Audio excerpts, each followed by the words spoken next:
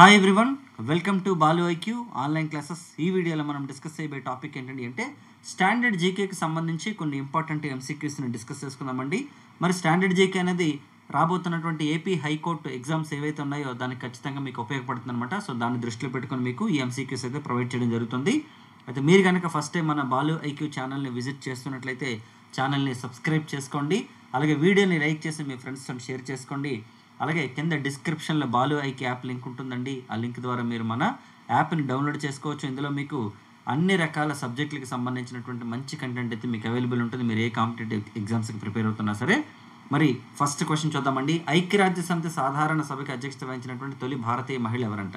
ఓకేనండి. United Nations Organization యొక్క general అసెంబ్లీకి అధ్యక్షత వహించినటువంటి తొలి ఇండియన్ ఉమెన్ ఎవరని అడుగుతున్నారు మనకి. Options 1 Sarojini Naidu, 2 Vijayalakshmi Pandit, Rajkumari Amrit Kaur, none of the above అండి. మరి ఆన్సర్ వచ్చేసి మనకి విజయలక్ష్మి పండిట్ అనమాట. మరి విజయలక్ష్మి పండిట్ ఎవరంటే నెహ్రూ గారి సిస్టర్ అనమాట. మరి యునైటెడ్ నేషన్స్ ఆర్గనైజేషన్లో మనకి general assembly, security council, social and economic council, trusteeship council, international court of justice and secretariat అని చెప్పేసి మనకు ఒక 6 రకాలైనటువంటి విభాగాలు ఉంటాయన్నమాట. అందులో జనరల్ అసెంబ్లీ అనేది ఏంటంటే సభ్య దేశాలన్నీ కూడా అందులో మెంబర్స్గా ఉంటాయి. ఎలాంటి డెసిషన్స్ అయినా సరే ఆల్మోస్ట్ అందులోనే తీసుకుంటారండి. కాకపోతే సెక్యూరిటీ కౌన్సిల్ అయితే వీటో పవర్ ఉన్నటువంటి కంట్రీస్తో పాటు ఒక 10 టెంపరీ కంట్రీస్ కూడా ఉంటాయన్నమాట. సో విజయలక్ష్మి పండిట్ అనమాట యుఎన్ఓకి అనమాట అడ్జస్ట్ వచ్చిన ఫస్ట్ ఇండియన్ ఉమెన్. చాలా చాలా ఇంపార్టెంట్. మరి నెక్స్ట్ చూడండి, క్రింది వానిలో సరికానది ఏదని అడిగారు. ఇక్కడ మనకి ఎర్త్ డే అంట April 22, anti terrorism day May 21, Red Cross Day May 8 and International Youth Day జనవరి 12 అన్నారండి.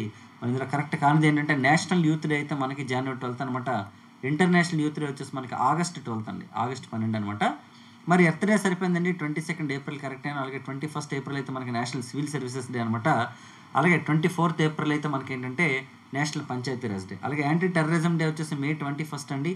ఎందుకు చేస్తారంటే ఆ రోజు 1984 మే 21 రాజీవ్ గాంధీ గారు అనమాట చంపేయడం జరిగిందండి. ఎల్టీటీఈ వాళ్ళనమాట మానవ బాంబు ద్వారా రాజీవ్ గాంధీ గారిని చంపేయడం జరిగిందనమాట. రాజీవ్ గాంధీ గారు వచ్చేసి 1984 నుంచి 89 దాకా అనమాట భారతదేశానికి ప్రధానమంత్రిగా ఉన్నారండి. అలాగే youngest prime minister of India అండి. 42 ఇయర్స్కి అనమాట ఆయన ప్రైమ్ మినిస్టర్ అయ్యారు. అలాగే టెక్నాలజీని పరిచయం చేసినటువంటి వ్యక్తిగా మనం అతన్ని చెప్తామండి. అలాగే కాపార్ట్ అనే సంస్థను కూడా తీసుకొచ్చారండి. కాపార్ట్ అంటే ఏంటంటే మనకి council for advancement of people action and rural technology. అలాగే రెడ్ క్రాస్ అనేది ఏంటంటే మనకి మే 8 అనమాట. ఈ రెడ్ క్రాస్ సంస్థను మనకి హెన్రీ డ్యునాంట్ అనే వ్యక్తి ప్రారంభించడం జరిగింది. ఆ హెన్రీ డ్యునాంట్ యొక్క బర్త్ యానివర్సరీ మనకి మే 8 అనమాట. అలాగే రెడ్ క్రాస్ అనేది ఏంటంటే నోబెల్ పీస్ అవార్డు వచ్చినటువంటి మొట్టమొదటి ఆర్గనైజేషన్ రెడ్ క్రాస్ అనమాట. ఇన్ఫ్యాక్ట్ 1901లో వెరీ సారీ అండి, ఆర్గనైజేషన్ కాదు, 1901లో హెన్రీ డ్యునాంట్కి అనమాట రెడ్ క్రాస్ సంస్థను ప్రారంభించినందుకు గాను ఆయనకి నోబెల్ పీస్ అవార్డు వచ్చింది. ఫస్ట్ విన్నర్ అనమాట ఇతను యాక్చువల్లీ. ఓకేనండి. మరి ఇంటర్నేషనల్ యూత్ డే అయితే మనకి ఆగస్ట్ 12 అనమాట. జనవరి 12 అయితే మనకి నేషనల్ యూత్ డే అండి. స్వామి వివేకానంద యొక్క బర్త్ యానివర్సరీ అండి. ఓకేనండి. స్వామి వివేకానంద మనందరికీ తెలిసిన 1893లో చికాగో పార్లమెంట్ సమావేశాలకు అటెండ్ అయ్యారు. అలాగే 1897లో రామకృష్ణ మిషన్ కూడా ప్రారంభించిన వ్యక్తి. సో నెక్స్ట్ చూడండి అమ్మా, క్రింది వాళ్ళలో సరికానిది ఏది అన్నారు మనకి. Father of political science Aristotle అంట, father of economics Adam Smith అంట, ఫాదర్ ఆఫ్ జామెట్రీ యూక్లిడ్ అంట, ఫాదర్ ఆఫ్ బాటనీ థియోపాస్టస్ అంట, ఫాదర్ ఆఫ్ కెమిస్ట్రీ వచ్చేసి ఎడ్వర్డ్ జెన్నర్ అంట. ఇవన్నీ కరెక్టే. ఫాదర్ ఆఫ్ కెమిస్ట్రీ ఓకేనండి, ఎడ్వర్డ్ జెన్నర్ కాదండి. ఓకేనండి. మరి ఎడ్వర్డ్ జెన్నర్ ఎవరంటే మనకి ఫాదర్ ఆఫ్ ఇమ్యూనాలజీ అనమాట. మనకి ఏదైతే ఇమ్యూనిటీ సిస్టమ్ ఉంటుంది కదా, ఇమ్యూనిటీ సిస్టమ్కి సంబంధించి అనమాట ఆయన చేసిన పరిశోధనలకు ఆయన ఫాదర్ ఆఫ్ ఇమ్యూనాలజీగా చెప్తారనమాట. మిగతా అన్ని కరెక్ట్ అయినా. మరి ఫాదర్ ఆఫ్ కెమిస్ట్రీ ఎవరంటే మనకి రాబర్ట్ బాయిల్.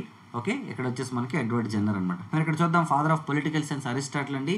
అరిస్టాటిల్ ఎవరి యొక్క గురువు అంటే అలెగ్జాండర్ యొక్క గురువు. మరి అరిస్టాటిల్ గురువు అంటే ప్లేటో యొక్క గురువు ఎవరు అంటే మనకి సోక్రటీస్ అని చెప్పొచ్చు అనమాట మనం. ఓకే, అలాగే ఫాదర్ ఆఫ్ ఎకనామిక్స్ వచ్చేసి ఆడమ్ స్మిత్ అండి. ఇన్ఫాక్ట్ చెప్పాలంటే ఫాదర్ ఆఫ్ మోడర్న్ ఎకానమీకి చెప్తారు ఆడమ్ స్మిత్ని. ఓకేనండి. నేషన్ మనకి వచ్చేసి వెల్త్ ఆఫ్ నేషన్స్ అనే పుస్తకాన్ని కూడా రాయడం జరిగింది ఆడమ్ స్మిత్.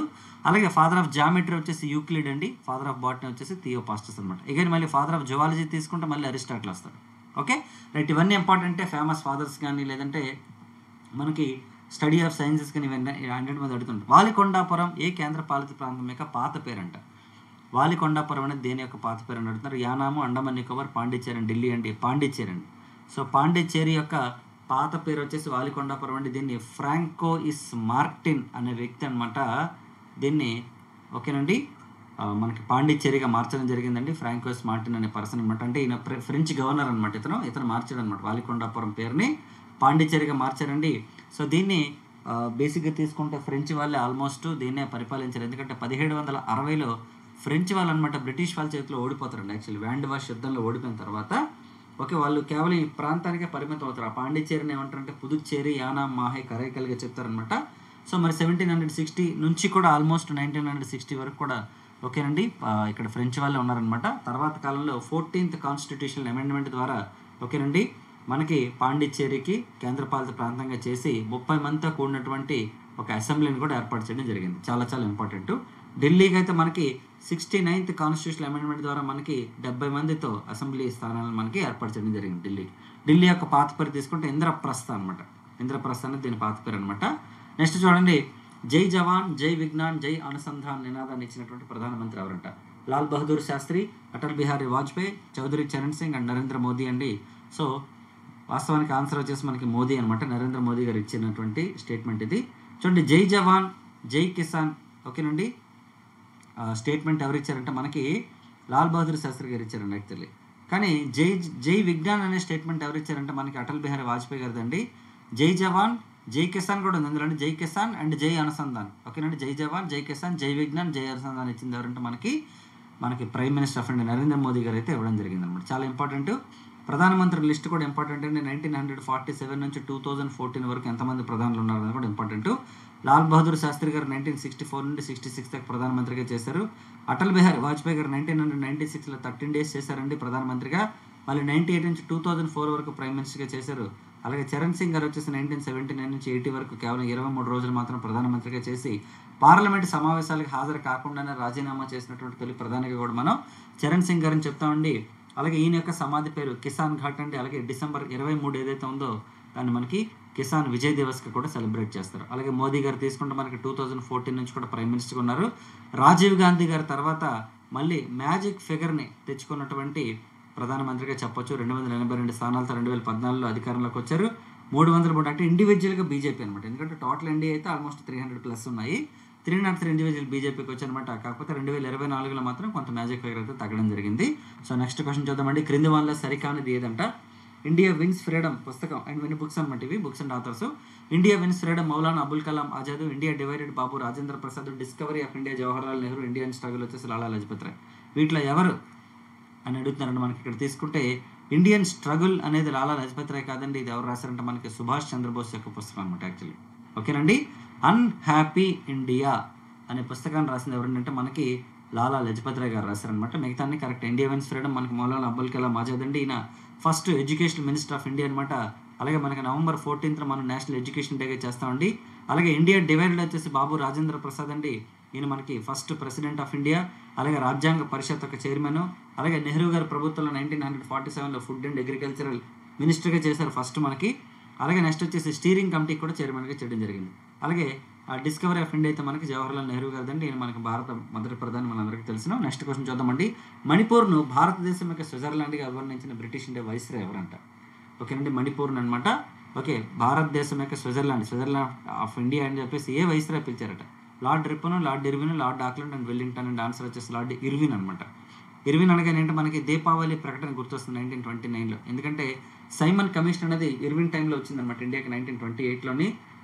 తర్వాత సైమన్ గోబైక్ ఉద్యమాన్ని ఆపడం కోసం, అలాగే కొన్ని ప్రివిలేజెస్ మీకు త్వరలో ఇస్తుంది బ్రిటిష్ ప్రభుత్వం చెప్పడం కోసం ఇర్విన్ అనమాట ఈ దీపావళి ప్రకటన చేయడం జరిగిందండి. అయితే 1929లో చేసాడు ఈయన. మరి ఈయన అనమాట స్విట్జర్లాండ్ ఆఫ్ ఓకేనండి ఇండియాగా మణిపూర్ అనమాట చెప్పడం జరిగింది. మరి ఇక్కడ తీసుకుంటే జవహర్లాల్ నెహ్రూ గారు కూడా చెప్పారనమాట. Pandit Jawaharlal Nehru called Manipur the jewel of India why Lord Irwin described as the Switzerland of India. The capital of Manipur is Imphal అనేది మనకి. అయితే మణిపూర్ యొక్క ఓకేనండి మణిపూర్ని జ్యువెల్ ఆఫ్ ఇండియా అంటే మణిహారంగా చెప్పడం జరిగింది అనమాట. ఎవరంటే మనకి నెహ్రూ గారు చెప్పారనమాట. ఓకే రైట్, ఇవ్వండి ఈ వీడియోకి సంబంధించిన క్వశ్చన్స్. ఇంకా నేను మీకు మోస్ట్లీ ప్రజెంట్ చేస్తాను. ప్రజెంట్ ఏంటంటే మనకి కెమెరా అనేది నేను కొంచెం సర్వీసింగ్ అయితే ఇవ్వడం జరిగింది అనమాట. అందుకని చెప్పేసి నేను మీకు వీడియోస్ అనేవి మీకు మోస్ట్లీ ల్యాప్టాప్లోనే ప్రొవైడ్ చేస్తాను కొద్ది రోజుల పాటు. ఆఫ్టర్ దట్ మనం మళ్ళీ డిజిటల్ బోర్డు మీద క్లాసెస్ చేసుకుందామండి. రైట్, ఓకేనండి. So this is the video for now. And మీకు 199 నుంచే ఏ కోర్స్ మీకు సబ్జెక్ట్ అయినా సరే ఇండివిజువల్గా మీకు లభిస్తుంది అనమాట. సో కాబట్టి మీకు కనుక నా క్లాసెస్ కనుక కంప్లీట్గా కావాలని అనుకుంటే మీరు మన బాలు ఐకి యాప్ని డౌన్లోడ్ చేసుకోండి గూగుల్ ప్లే స్టోర్లోంచి. అలాగే నెక్స్ట్ వచ్చేసి ఓకే మన యూట్యూబ్ ఛానల్ని కూడా సబ్స్క్రైబ్ చేసుకోండి.